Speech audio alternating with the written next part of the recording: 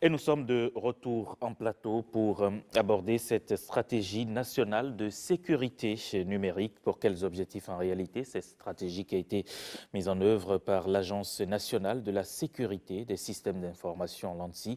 On reçoit d'ailleurs son directeur général, M. Wanilo Meligan-Fagla. Bonjour, M. le Bonjour, directeur. Comment bonjour, allez-vous? ça va très bien, merci. Alors, quand on parle de l'ANSSI, dites-nous que fait réellement l'ANSSI dans l'écosystème du numérique au Bénin? Très bien. Alors, l'Agence nationale de la sécurité des systèmes d'information est l'entité qui est en charge globalement d'amener le niveau de sécurité des systèmes d'information à un niveau acceptable, vu que la sécurité à 100% n'existe pas. Donc, ça passe par la mise en œuvre et le suivi d'un ensemble de mesures stratégiques, tactiques et opérationnelles pour atteindre cet objectif-là. Et, et quelles sont réellement les missions de l'ANSSI? Alors, elles sont multiples. Elles sont multiples. Elles passent vraiment. Alors, globalement, par exemple, vous voyez, le gouvernement met en œuvre beaucoup de projets au niveau du numérique. Oui. C'est devenu un vrai levier dans la croissance économique. Absolument. Et tout ça ne peut pas aller sans sécurité informatique. Plus les technologies évoluent, plus on met la technologie dans les processus, plus on met la technologie au cœur de la société, plus on augmente la surface d'attaque. Tout le monde n'est pas forcément bienveillant. Il y a plein de gens qui profiteront toujours de la première faille venue pour soit faire de l'argent ou revendiquer ou juste atteindre la réputation. Et il faut mettre en œuvre les mesures qu'il faut pour que ces personnes-là ne puissent pas justement mettre à mal tous les efforts qui sont aujourd'hui consentis. Et justement, vous parlez de ces menaces, Monsieur le directeur général. Nous sommes dans ce monde, dans ce cyberespace, je vais dire, et cela ne protège pas forcément les États, les entreprises et tout, qui font face à beaucoup de menaces. Quels sont ces types de menaces en réalité qu'on peut avoir? Très bien. Quand on parle de sécurité informatique, on adresse d'abord trois choses. Oui. La première, c'est la confidentialité. Très bien. La deuxième, c'est l'intégrité. Et la troisième, c'est la disponibilité. Alors, confidentialité, si vous allez sur, je sais pas, un site internet et que vous faites un achat avec votre carte de crédit, Oui. vous n'aimeriez pas que les numéros de cette carte de crédit se retrouvent partout Bien sûr. dans le monde, voilà, ou que vos mots de passe se retrouvent dans la nature et que n'importe qui aille voir vos messages instantanés. L'intégrité. Si vous êtes une entreprise et que vos comptes bancaires ou bien vos comptes, vos registres comptables sont modifiés par n'importe qui, est-ce qu'on est d'accord que ça ne rendra pas service à votre entreprise? Et la disponibilité, prenons par exemple l'exemple de e-Visa, la plateforme e-Visa du Bénin. Supposons que pendant une semaine, elle est indisponible. Vous voyez le manque à gagner que ça fait pour le pays et aussi la réputation, ce que ça touche, ce que ça fait en termes de réputation pour le pays tout entier. Donc, on a différents types de menaces et avec différents types d'acteurs. Comme je disais tout à l'heure, vous pouvez avoir même simplement l'employé qui est mécontent de son licenciement, qui a quand même gardé tous les mots de passe Et puis, il peut et vous qui créer des peut vous problèmes. créer beaucoup de problèmes. Ou même simplement faire de l'espionnage industriel, partir avec tous les documents. C'est quelque chose dont nous n'avons pas beaucoup la culture aujourd'hui, les documents de l'entreprise versus mes documents à moi. Donc je pars de l'entreprise, je pars avec les documents de l'entreprise sans pour autant même transmettre finalement les dossiers et recréer ma société à Et là, côté. je peux constituer une menace. Voilà, Et puis, même économique, menace économique. Il y a simplement aujourd'hui beaucoup d'entités qui sont touchées, handicapées sévèrement par les attaques dites de ransomware. Donc ce sont des petits logiciels qui encryptent toutes les données de l'entité et qui la rendent inopérante. Donc il faut qu'on paye une sorte de rançon avant d'obtenir la clé pour déchiffrer les données et pouvoir continuer. Pour autant dire, dans 75% des cas, c'est fini, l'entreprise doit refaire tout à zéro, etc. Et c'est des millions qui sont investis. Donc des menaces comme ça, je peux vous en citer à longueur de journée. Même le simple citoyen, qui ne représente pas un intérêt économique, représente un intérêt pour les personnes malveillantes du cyberespace. Alors, si, par exemple, il y a des gens qui passent leur vie à constituer des sortes d'armées de zombies. Ah bon. Euh, Comment? alors, globalement, si j'envoie un email à 1 million de personnes et que simplement 1% ou 0,1% de personnes tombent dans le piège, n'est-ce pas? Ça me ferait 100 ou 1000 personnes qui auront leur ordinateur infecté. Infecté et prêt à répondre à mes commandes. Donc moi, derrière, je peux vendre un service. Je dis, si vous n'aimez pas, par exemple, la République du Bénin, payez-moi 1000 $ et je suis capable de mettre à mal le site de la présidence du Bénin ou bien du gouvernement du Bénin. Et je vais utiliser tous les milliers d'ordinateurs qui sont à ma solde, là, qui sont piratés pour moi. Et je vais leur demander de bombarder de requêtes à la même seconde le site du gouvernement du Bénin, par exemple. voyez-vous. bien Donc, sûr. même si on n'est pas un intérêt direct pour les pirates, on représente quand même une ressource qu'ils peuvent utiliser n'importe quand. Mm. Et justement, par rapport à ça, le gouvernement du Bénin a adopté cette stratégie, la stratégie nationale de sécurité numérique, c'était au mois de mai. Que contient réellement cette stratégie? À quoi servira-t-elle?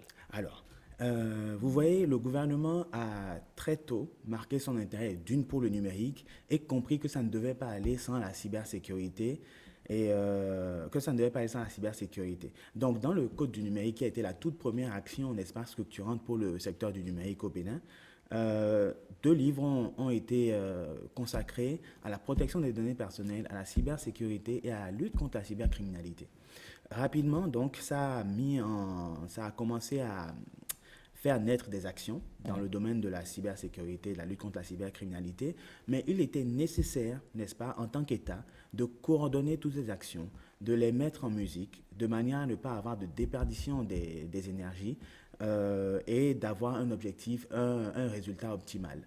Donc, aujourd'hui, une stratégie nationale pour les pays, et il faut dire qu'en Afrique, il y a peu de pays qui ont réussi à adopter même une stratégie nationale de sécurité, parce que ça implique finalement de mettre tout le monde d'accord sur la direction où on va aller.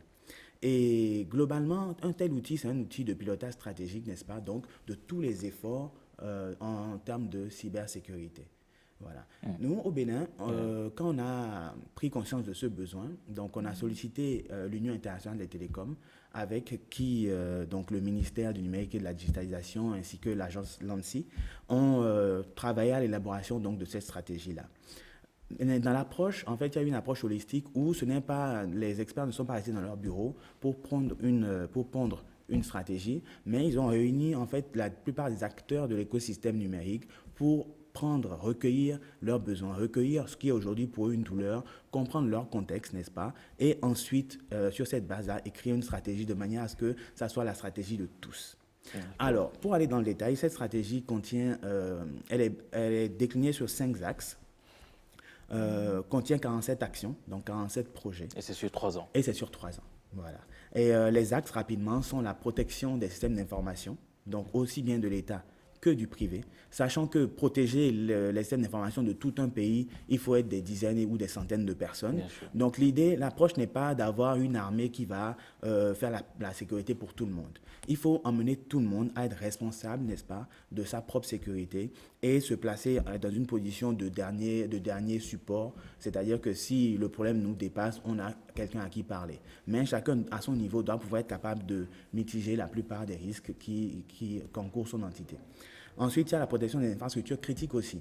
Donc, on a aujourd'hui des infrastructures qui sont centrales, névralgiques pour le pays, qu'il faut protéger de manière particulière. On a des exemples dans le monde entier. Si on prend l'exemple du Venezuela, un pays n'était pas content. Pense que rapidement, ils ont passé quelques semaines dans le noir à cause de ça. Ensuite, on a la lutte contre la cybercriminalité, qui est un fléau chez nous. D'ailleurs, quand on parle de cybersécurité, rapidement, les gens font l'amalgame avec la cyberdélinquance, donc avec tout ce qui est Gaiman, qu'on connaît chez nous ici. Ensuite, il y a le renforcement du cadre juridique et réglementaire. Parce que tout ce qu'on fait ne peut pas avoir de force si ce n'est pas dans un cadre réglementaire, parce qu'à la fin de la journée, c'est la justice qui décide. Ensuite, on a la promotion de la confiance numérique. Il faut que les citoyens soient conscients de tous les efforts qui sont faits et que le cyberespace du Bénin soit quand même sécurisé et que les gens aillent facilement vers les services qui sont déployés avec tous les outils qu'il faut. Il y a le développement des compétences et de la culture de la sécurité numérique, parce que l'humain étant le maillon faible, il faut quand même avoir un maximum de personnes sensibilisées et un maximum de personnes pour porter tous les efforts, n'est-ce pas? Et le dernier volet, c'est la coordination nationale ainsi que la coopération internationale. Très bien. On a encore quelques petites minutes. Visiblement, donc, à l'horizon 2022, tout est fin prêt. C'est ce qu'on espère. Maintenant, il y a des challenges dans la mise en œuvre. Il y a beaucoup de challenges. Les challenges sont la ressource humaine, par exemple, c'est pas quelque chose qui court les rues. Malheureusement, les experts en cybersécurité ne sont pas légion forcément. Donc, cette stratégie va travailler à se donner les moyens elle-même par la formation de ces personnes, la formation continue pour les professionnels déjà en place, de manière à ce que la ressource humaine ne soit plus un problème. On a de la chance, notre gouvernement comprend très bien l'enjeu. Donc, les ressources financières ne sont pas le problème financier, le problème principal. Donc, on a l'accompagnement, en tout cas, du gouvernement qui marque cela dans l'approbation en Conseil des ministres de la stratégie. Voilà. Votre conclusion?